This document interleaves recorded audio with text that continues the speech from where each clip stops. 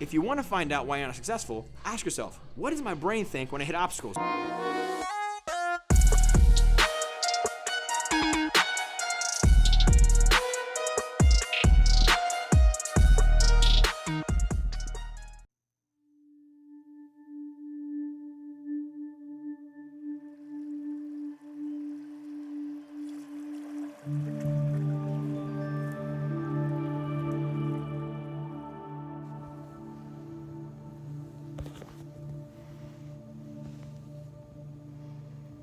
This is a small glimpse of my meditation practice. I have my candle out here, doing some gratitude journaling.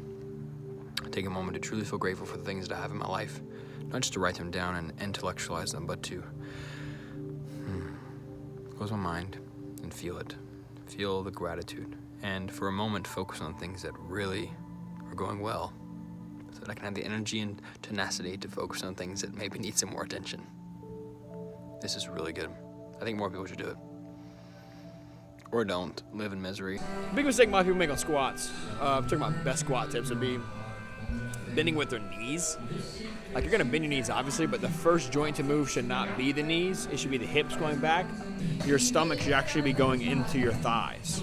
So your best squat form, MB does a really good job with demonstrating squat form. One thing we adjust every now and then is hips going back a little more, leaning down a little more. But don't be afraid to put your stomach against your thighs when you squat. Try not to make the mistake of sitting straight up and just going like if your back was an elevator, just shooting down. You want to lean down when you squat. That way you put more pressure into the glutes, actually get something from it, you know? So that's my best squat tips.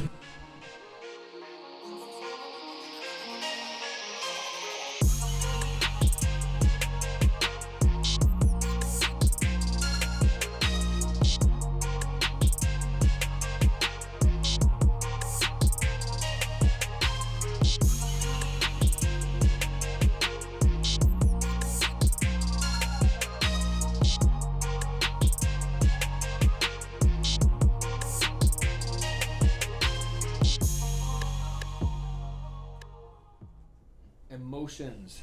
Let's talk more about this with these clients. Today we were talking about in our meeting, obviously emotions, what's new, but we went through a date that I went on one time where that I made this girl cry on the date because I have this terrible habit of if I hate to see someone say I want something but I'm not doing it, right? I want to get somewhere, but I can't. Because in my mind, it registers as like suffering. You know, it's like, man, I feel trapped in this thing. Anyways, had lunch with this girl. We went on a date. And anyway, we were talking about things, and she was like, I want to go do these things, but I don't know. I don't want to. Or, that's not exactly what she said, but that's what she's communicating. I want to, but I can't. I feel pressured, whatever.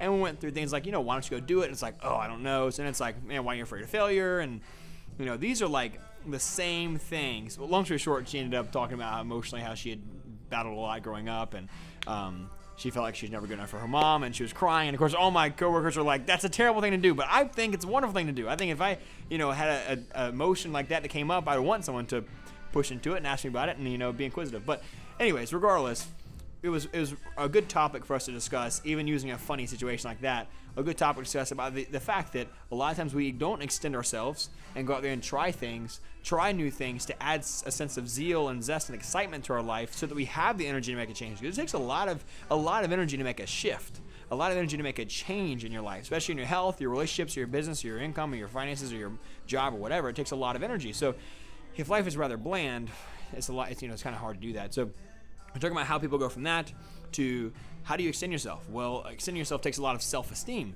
It takes knowing that you're good at some things and you're bad at some things. Why is it hard to go talk to the pretty girl at the bar sometimes? Is because what if she says no? But if I truly understand that some people think you're cool and some people think you're not, that's okay. And a good self-esteem allows people to venture out. So self-esteem is built on unconditional worth and unconditional love. These are things we've learned over the years. And so when someone else doesn't have that self-esteem, it's like, why do you not feel like you're worth it? And that's where a good conversation begins to ensue. So it's about, I think, empowering our trainers to know how to understand even their own emotions so we can really prevail in things we want to accomplish, but also to be able to empower other people to do theirs, It's very, very deep. can be very emotional, but it's very good. Now it's coffee time. I like doing these little talks over the. I'm trying to think what this cup of tea is. I'm scared that I'm gonna spill it over the videos, you know? I showered. You showered? I know, guys. Okay. Hit some bench press, man. His one of his goals, he wants to be able to bench press 2 plates again, but his shoulder hurts a lot. So we're going to dumbbells. Doesn't give him as much. It hurts, but it's not quite as bad. But he really wants to do it, so he can kind of move around and find the spot where it doesn't hurt. Where the barbell, you can't move as much.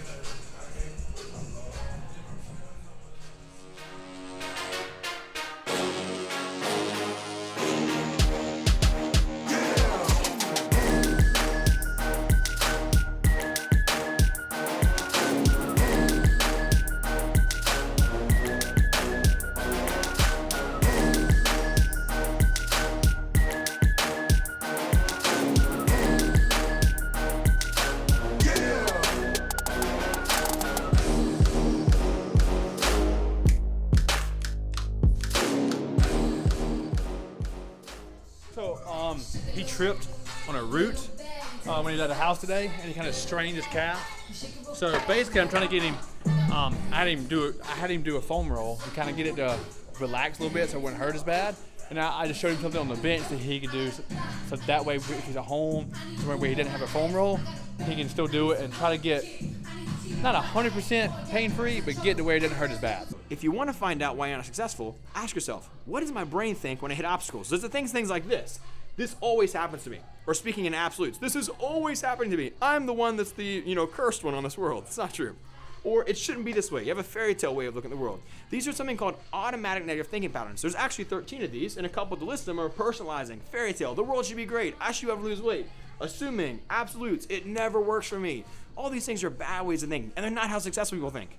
That's why I say, being motivated, you don't need to look for the motivation or the willpower to do it. You need to stop, sit, and go, why do I think like a failure? What are the lines of code in my brain that make me fail? And how can I be able to switch this to think like successful people think? Try that.